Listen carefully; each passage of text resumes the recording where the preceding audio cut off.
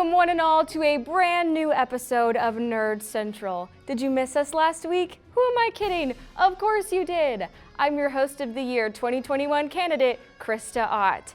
Voters, please remember that. But we have a great show for you today. New installments of all of our segments are ready, and so is the Martian Manhunter challenge at the end.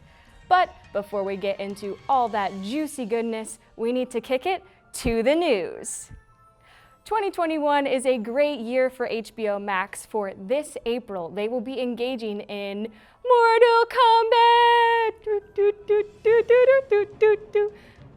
Oh right, there's no music right now because copyright.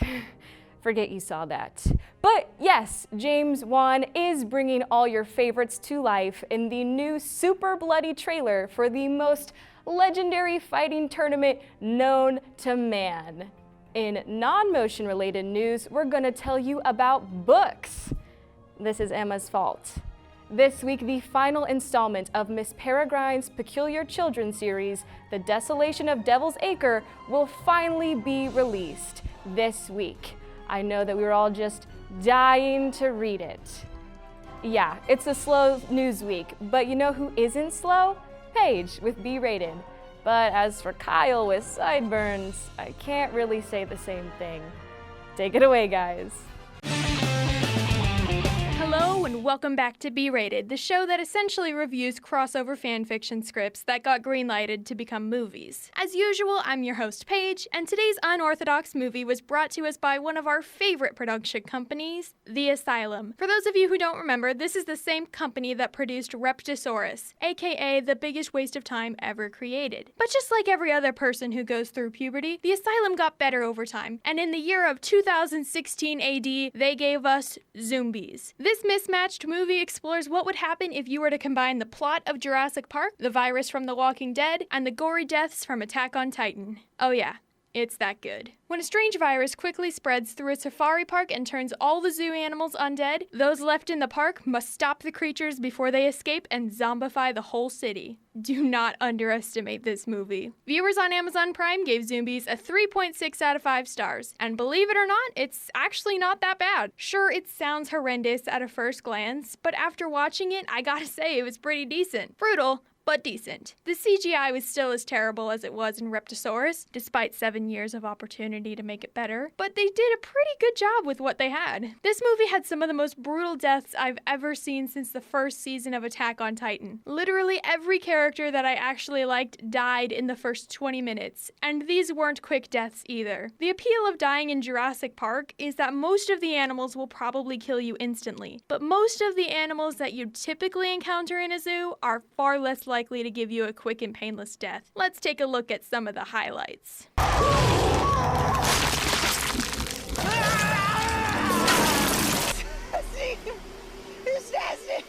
Yeah, none of these look pleasant. All the other technical aspects of it were pretty strong too, and I don't really have any complaints about it, except this scene.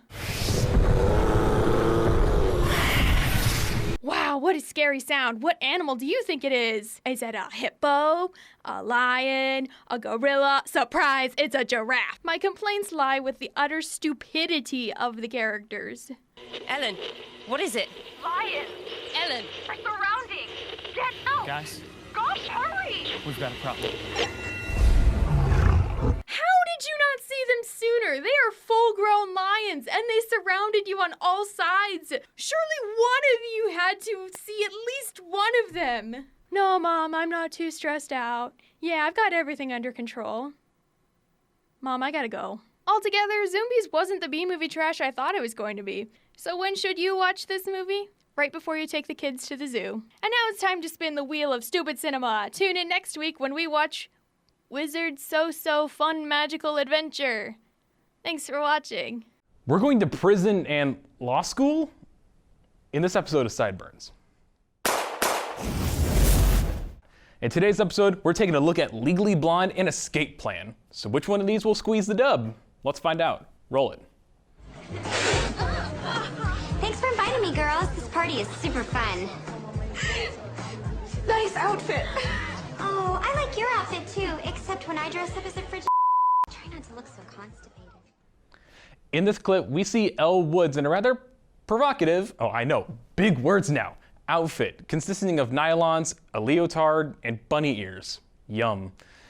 As we can clearly see, this isn't a Halloween party, it's just a bunch of law students drinking their sorrows away. I mean, what else is new? Elle is confronted by two of her constituents when she is belittled by them, rolling out this perfectly timed insult. If you know what a sad cucumber is, it kind of looks like this. And pardon the poo quality, you work with what you got. Actual insult is a 4, bringing in the cold factors of beautifully, and it rarely ever comes up. Loving the wordplay, of course, it's a law student. And I don't like when you attack clothes, it's a little too cliche for me, but I'll allow this one time. I mean, this girl really did deserve it. Cleverness, another 4, I guess. You can't really glean much off of this other girl, but she does look like she has a stick somewhere dark. Moving on. All right.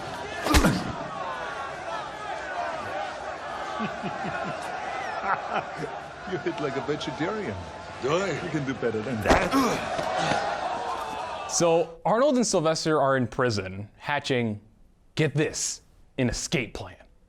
But Arnold needs to see if Sylvester is up to scratch. See if he's able to actually watch Arnold's back while he's escaping, and in a futile effort to prove his might against the man that would make Mount Everest cry, Sylvester gets knocked. He does manage to land a nice chin shot, which Arnold laughs off. I mean, he must be a vegetarian. Man ain't got no meat on them bones. For actual insult, give it a 3. This is common fight banter going between opponents. It's always great, but it didn't really pack a punch. I was looking for. Cleverness is a 4. I mean, come on, it's Arnold. Plus, I've never heard someone get called a vegetarian in a fight. That's usually not the first thing that comes to mind. Now, for my first guest, we'll evaluate the scores and offer their opinion. So, the girl you never see, Paige. I have appeared! Now, Paige, Magically! Now, Paige, what did you think about these 2 roasts after everything that I have said about them? I gotta say, Elwood's comeback to this insult was rather impressive. The fact that she was told that this was a costume party and set up so that she would look bad. But you know what? She owned that. She walked in with confidence and she called out the person who tricked her and made her cry. You know what? I will agree with you because she did look stunning in that leotard. But there you have it. Elle will be moving on in the Sideburns. And tune in next time for new roast, her feelings, and a new guest. Till next time, stay burned. Thanks, homies. We're going to take a quick break, but when we return, we will have more excellent segments. Stay tuned.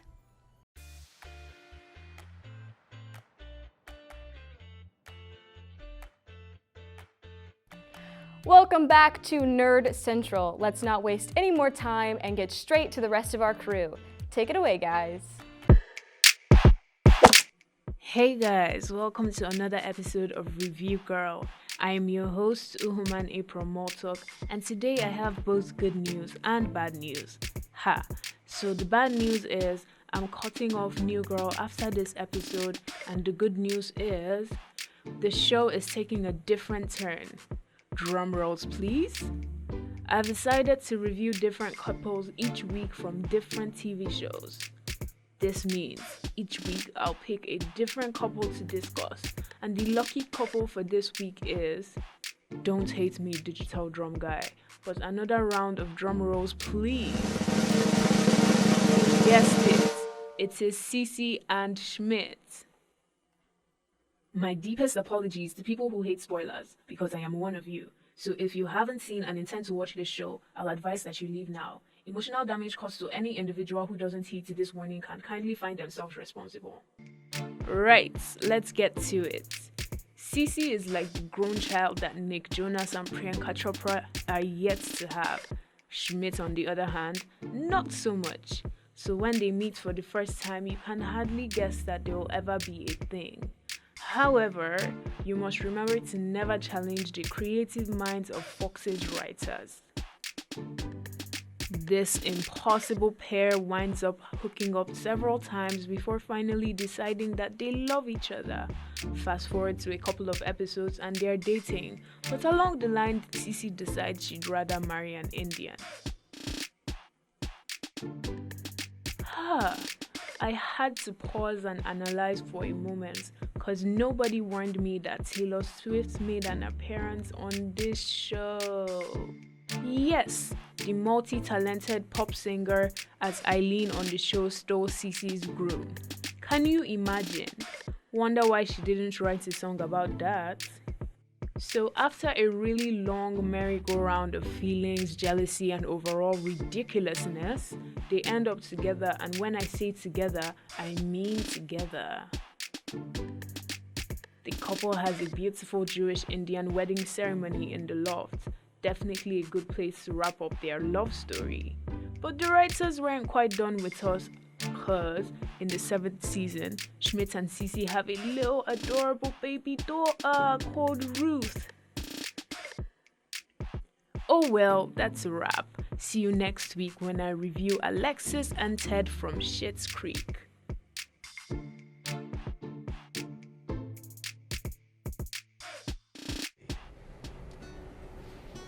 You like my personality? I was surprised too.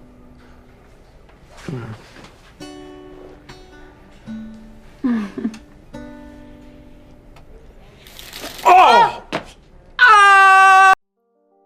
Hello, this is Drew, and welcome to Trashflix. This week, I'll be looking at a Netflix original movie, True Memoirs of an International Assassin. In this film, Sam Larson, who's played by Kevin James, is a fictional author who's writing a novel about, you guessed it, an international assassin. But unknown to him, the book was written so realistically that it catches the attention of some dangerous people in Venezuela who want him to carry out a mission for them, thinking he is really the assassin. While this movie is plagued with mediocrity, there are some redeeming features, one of which being the overall concept. I personally think that it would be interesting to see this premise done in a more serious and realistic setting, so it's a shame to see it so butchered here. The first thing I noticed when watching the film was the complete lack of any funny jokes, which is a bit strange for a movie labeled as a comedy. I found that the jokes were either complete boomer humor or oozed, how do you do fellow kids attitude. Sometimes it felt like I was watching gags from a bad Disney Channel film. In one early scene, they even do a cliche and boring joke about the main character not knowing what Snapchat is, which I guess makes sense, but it feels like it was written by someone who doesn't know what Snapchat is. I'll just say, I was laughing at the movie, just not at the jokes. Speaking of cliches, this movie is one big one, especially the character Rosa Bolivar. Her character is an amalgamation of every off-the-books cop that you can find, and she isn't the only one. All the characters in some way are watered-down versions of action movie cliches. The guerrilla fighters, the mobsters, and the army guys are all extremely generic. You could pluck them out of this movie and drop them in any bargain bin action movie and they'd fit right in. The plot of this movie is even worse. While watching, I noticed it followed a simple formula. Meet bad guy. Get contract from bad guy. Don't complete contract. Every single encounter in this movie follows this formula until the very end when he, of course, becomes the hero and saves the day, which makes no sense. But I doubt that matters too much to the writers. Clearly this movie has about as much heart and soul as a corporate training video. What really aggravated me is what kept me from skipping through the movie, and that is the overall concept. I was thoroughly interested in the idea, and a little part of me hoped to like the movie because I think it's a cool idea.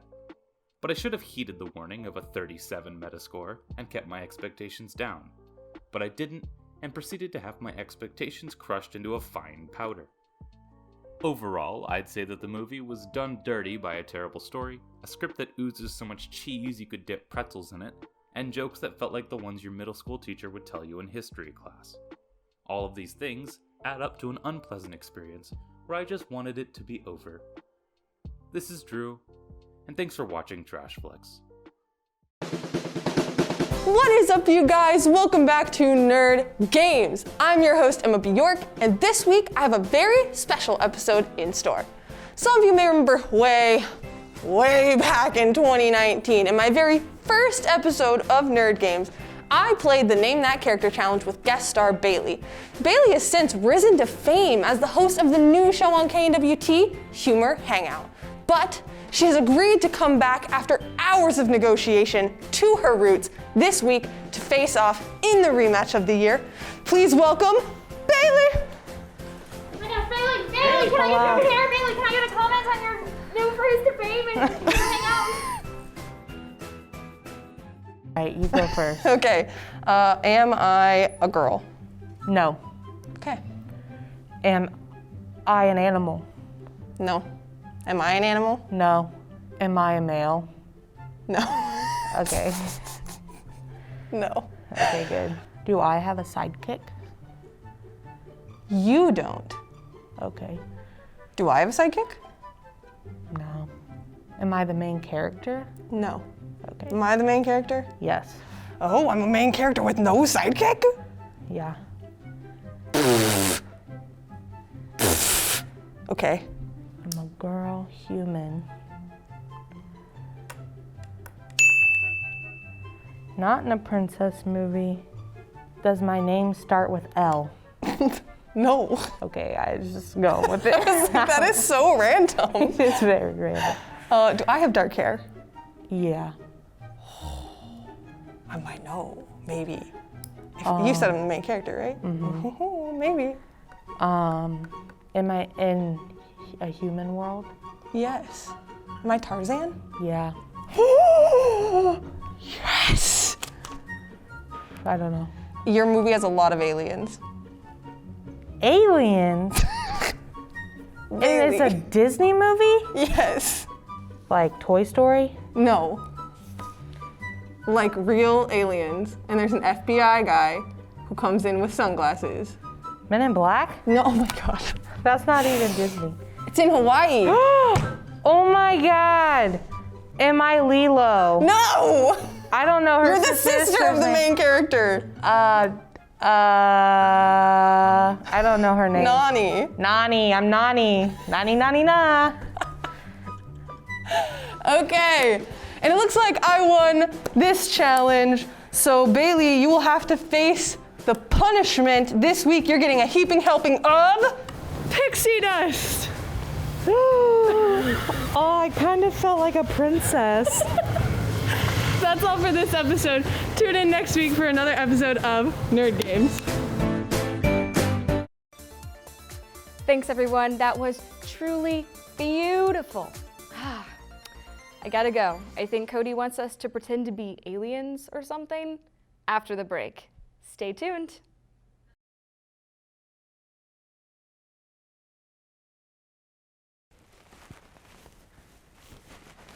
Welcome back to Nerd Central, and welcome one and all to the Justice League Games! This is a series of grueling challenges centering around the greatest superheroes of all time. The winner will become the new producer of Nerd Central and win the trophy that I still have yet to purchase. Will it be Emma, the organized book lover who knows how to get serious? Or will it be Kyle, the roaster, the party animal who knows how to show people a good time? Let's begin to find out with the challenge of the Manhunters.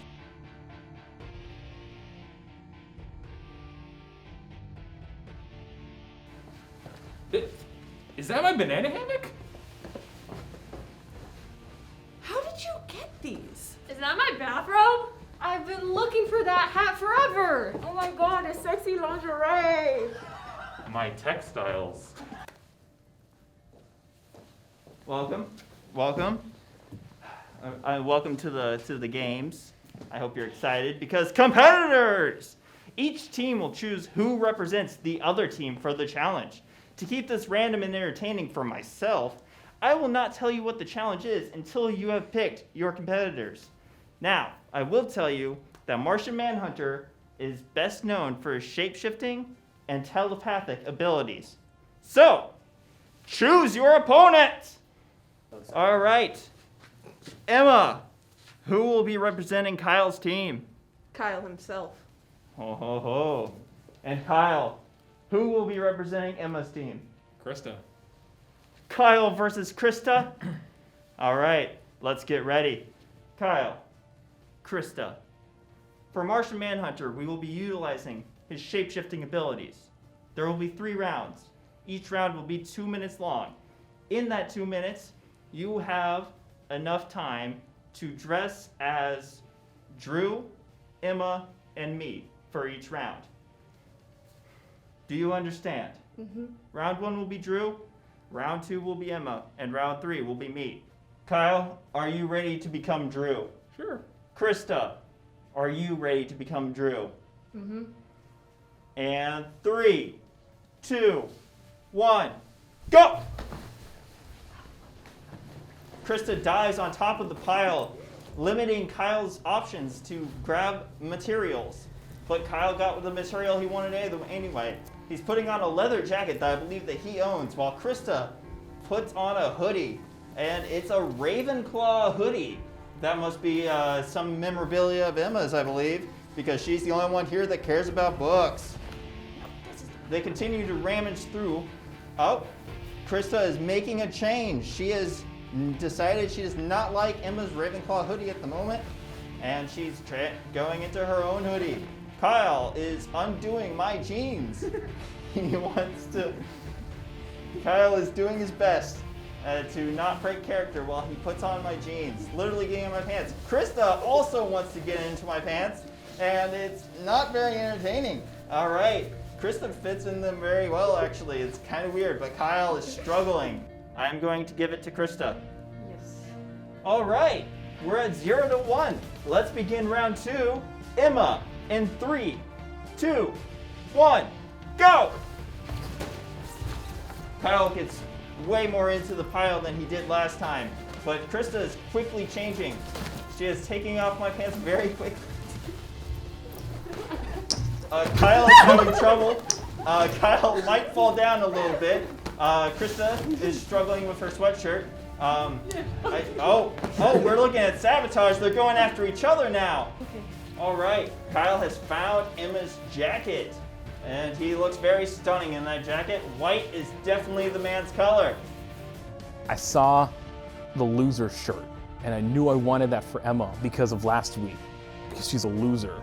And so I grabbed it, and then I grabbed her coat, because it's what Emma always wears. So no matter if it's 60 degrees or 2 below 0, she's always wearing that coat. So I knew I had to have it. But then Krista, she tried to take it from me, and I said no. All right, Krista continues. She has found the Ravenclaw hoodie she was going to put on for Drew, but it does work better as an Emma hoodie. Oh, and Kyle has found some short shorts. He denies the short shorts. So Kyle, you are the winner of round Emma. We're tied, 1 to 1. You need to look like me. Not me in my suit right now, but me as an everyday person. In 3, 2, 1, go! Oh, they're fighting over a shirt right now. I can't quite tell what shirt that is, but they are very venomously fighting over it. Oh, Krista has lost the battle, and she is going back into the pile. So I'm in the clothing pile, right? And I'm digging and I'm looking for things, and I know what I want. I can literally see like Cody's jacket in front of my eyes, and I dive in, and what's the first thing that Kyle's grabbed? It's Cody's jacket, and I'm so angry because I know that's gonna be like a winning key and looking like Cody. It looks like she's having trouble keeping her hair out of her face. She's took off Emma's sock, and that's probably good because you don't want Athlete's foot, you know? Kyle is struggling to get Emma's clothes off, but he has a good outfit set up, it looks like. Oh, Krista goes in and tries to steal the jacket. She was very close, but she gave up too quickly. Oh, Krista's going back in, throwing Emma's hoodie at him as a type of distraction. Kyle moves further off of camera in an attempt to get away from Krista's advances. Krista has managed to put on my shorts and is putting on the Ninja Turtle t-shirt. Kyle has my hoodie and my Flash t-shirt at the moment. Oh, Krista's going for the flannel look. The flannel look is commonly used by Cody Nance from time to time. But, what else do we got? Oh, Kyle's putting on a cape! Oh no! You have won round Cody, and you have won the Manhunter Challenge. Thank you. Seems fake. Thank you. But okay. Must suck to not be Cody. So it looks like that leaves Kyle's team 1 point heading into the Justice League games. But there's plenty more to come. Emma's team can still catch up with the 9 remaining heroes left in the games. But for now, that's all the time we have in Nerd Central. You can catch all of our previous episodes on the KNWT YouTube page. And we'll see you next week at the Justice League Games! Presented by Nerd Central, only on KNWT.